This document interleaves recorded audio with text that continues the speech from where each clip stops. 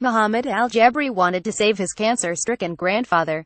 That meant getting the 69-year-old out of one of the world's most overlooked war zones, Yemen. It would require venturing through a country alJabry barely recognized after years of living abroad. Yemen has been decimated by the conflict pitting Saudi Arabia against rebels linked to Iran. From his adopted home in Amman, Jordan, alJabry surveyed the grim options. People-smugglers ply the narrow sea route from Yemen to Djibouti in Africa. Those who are desperate enough sometimes risk a treacherous crossing of the heavily fortified land border with Saudi Arabia. Read a quick take on Saudi Arabia's quarrels with its neighbors. But there's really just one practical way a coveted seat on Yemenia, the national carrier. Long after other airlines gave up, Yemenia's aging fleet is still intermittently flying. But getting a reservation is sort of a mafia these days, alJabry said. His odyssey casts light on a war that bears the signature of Saudi Arabia's young crown prince. Mohammed bin Salman has grand plans to diversify the kingdom's economy, reform its religion, and build a high-tech city from scratch in the desert. Yet after almost 3 years of bombing, he has little to show from his U.S.-backed campaign in the Arab world's poorest nation. It's also a conflict that gets scant international attention. Unlike millions of displaced Syrians who have sought refuge in neighboring countries and Europe, Yemen's 28 million people, more than the population of Australia or Taiwan, are trapped by their geography. Only some 180,000 have left. For those who can't, the toll is growing. In addition to at least 14,000 people killed or wounded, aid agencies are increasingly alarmed by the spread of malnutrition and risk of famine. Nearly 1 million people have contracted cholera, and 3 million are internally displaced. Expensive ambulance Yemenis, even those in urgent need, have few options for medical help. So Yemenia flights often double up as an expensive ambulance service for those lucky enough to get seats. alJabry's story begins in Amman, where the 22-year-old had been studying since before the war, and now works at a shipping company. His parents joined him there, unintentionally, after the conflict broke out. They'd meant to make a brief visit to see their son during an Islamic holiday, but they got stranded when the airport in Yemen's capital, Sana'a, was closed to civilian traffic, blocking their return flight. Jordan is among the few regional countries where Yemenis can achieve official status as refugees via the United Nations. alJabry's grandfather was stuck back in the capital, Sana'a. The city of 1.9 million has come under heavy bombardment. Its airport is still closed and was bombed by the Decimated coalition this week. The nearest functioning one was a day's drive away, in Sayun. alJabry knew his grandfather wouldn't manage that journey alone, so he decided to go in and retrieve him, ignoring pleas from his parents. In August, he went to the Yemenia office in Amman, telling them he needed to travel urgently. He paid $630 for a one-way ticket, significantly more than a round trip used to cost. But he was only given a seat for a flight in November, which was no use to him. Yemenia is now exploiting the situation that they're the only airline that's going, he said. He's hardly alone in such feelings.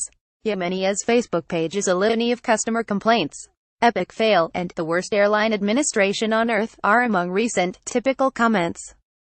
Yet the carrier is operating in extreme circumstances, of a kind that few airlines face. It's flying out of a war zone and can't use the country's main airport. Right now, it can't fly at all. Earlier this month, all flights were halted. The Saudis said Monday that some airports would soon reopen. It also needs to get a green light for each takeoff from the Saudi coalition. Sometimes, permission is withheld and then Yemenia posts a note of apology, triggering Facebook fury, though there are sympathetic responses too. Yemenia's offices in Sana'a, Aden, Amman, Dubai and Cairo didn't answer repeated requests for comment. Through firefights, alJabry resorted to an acquaintance who had connections at the airline and was able to push his flight forward. His ticket appeared in the form of a photo, via WhatsApp, and he flew to Sayun on August 28. The plane was mostly of students returning home, from Malaysia, Egypt and elsewhere, for the Eid religious holiday. On arrival, alJabry hired a driver for the 21-hour journey to Sana'a. Their pickup truck passed through a slew of checkpoints manned by armed fighters alternately from the Saudi coalition and the Houthi rebels. The trip passed without any scares. That's not everyone's experience. Taha Yassin, a student returning from Qatar, made the same trip in July. He said gunmen at one of the checkpoints hauled passengers off the bus for hours of questioning. Ilham, a single mother living in Jordan since February this year, had to get a bus from Sana'a to Aden, on the south coast, for her flight out. She described a terrifying day-long journey, repeatedly passing through firefights that left at least one passenger injured. In Sana'a, alJabry took his grandfather to the doctor to prepare for the road trip back to the airport. But the doctor advised waiting a few days. The older man had a blood clot, and a long drive could worsen his condition. alJabry, sensing urgency, said he then reached out to friends with United Nations connections in case his grandfather could get on a UN flight out of Sana'a. It was too late. He died that night. alJabry said, "I spent around 6 hours with him. And then he died." Funeral bombs. The family held a service 2 days later. Funeral receptions traditionally last about 3 days. A hall is booked, and visitors flow in and out. But a lot more Yemenis are dying these days. Plus, a funeral hall was bombed by Saudi planes in October last year, killing more than 140 people, one of the war's worst attacks on civilians. alJabry insisted on the observance and won the argument with his relatives, who said no one does 3-day funerals anymore because they're too expensive and dangerous. It was one of many changes that shocked him. Sana'a, an ancient city inhabited for more than 2,500 years, was barely recognizable. The conflict has turned the capital's cultural relics to ruins, and left a hungry population plagued by armed gangs and militias. alJabry wanted to get out fast. "It was frustrating what I saw, unlovable," he said. "You see your family and everyone's poor, everyone's fed up, they don't do anything, they don't work, they don't have salaries. They don't have anything to live for." He has people till mourning his grandfather. alJabry called his contact at the Yemeni office in Amman, saying he needed a one-way ticket out. He was told he'd have to buy a round trip, even though he had a residence permit in Jordan. The contact said he would reserve a seat on a half-empty flight a few days later. Yemenia couldn't get a permit from the Saudis that day, and the flight was cancelled. The contact said he'd book alJabry on the following Friday, then called back, "I'm going to be honest with you, I couldn't manage to get you a seat." Standby was a possibility, but with a 21-hour drive involved, alJabry didn't want to risk it. He resorted to another connection, a businessman in Amman who reserves Yemenia seats in bulk, then resells for a commission. He has people in Sana'a who showed up to collect the cash. alJabry said, "I was so desperate, I had to leave. And he did at a price: $630 for the ticket, $150 for the middleman's cut, 10,000 Yemeni riyals in airline penalties, another 200,000 riyals, $800 for a truck driver back to Sayun, and 12,000 riyals for a night at the Sayun Plaza Hotel, where he joined dozens of passengers waiting for the flight." alJabry's family is prosperous by Yemeni standards. "Financially, we are blessed," he said. "But there are people who are suffering from the Sana'a airport closure, and who can't afford the alternatives. The average annual income is below $1,000. Being a woman, the single mother, sold jewelry to pay for tickets to Amman for herself and her daughter at $1,200 each. When she went to collect them at the Yemeni office, a scale brawl was in progress, as would-be passengers fought to get to the front of the line.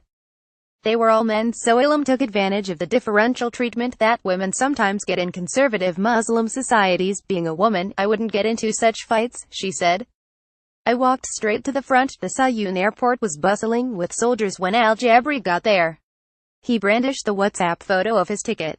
His plane was of people traveling to work in Jordan and Iraq and families headed further afield, including to the U.S. That journey's getting harder. Yemen is one of the countries included in President Donald Trump's travel ban. After takeoff, flight attendants announced that no food or drink would be allowed into Jordan, because of Yemen's cholera epidemic. Almost everyone seemed to have food with them, likely intended as gifts, so they shared it in an impromptu feast. 3 hours of eating. alJabry said. Yemen Airways at Sana'a Airport, another planet. When they arrived in Amman, the plane taxied far from the terminal, and passengers were decanted into 3 buses. In scorching summer heat, officials wearing gloves and face masks inspected each vehicle for traces of food or cholera. "Like we came from another planet," recalls alJabry, recounting the whole story in late September outside a kebab stall in Amman. He has no plans to go back to his home country anytime soon. But the treasure hunt for Yemenia tickets is still on, and now alJabry, as someone who managed to get one, has become a recourse for others. "Just 2 hours ago, a guy called me. He said, 'Remember the guy who booked you the tickets to Sayun? I need 3 tickets for my father and his friends,' alJabry said. To get a ticket, you need to know people." Reporting for this article was supported by a media fellowship through the Center for the Study of Social Difference at Columbia University, with assistance by Mohammed and Jinan Warayat.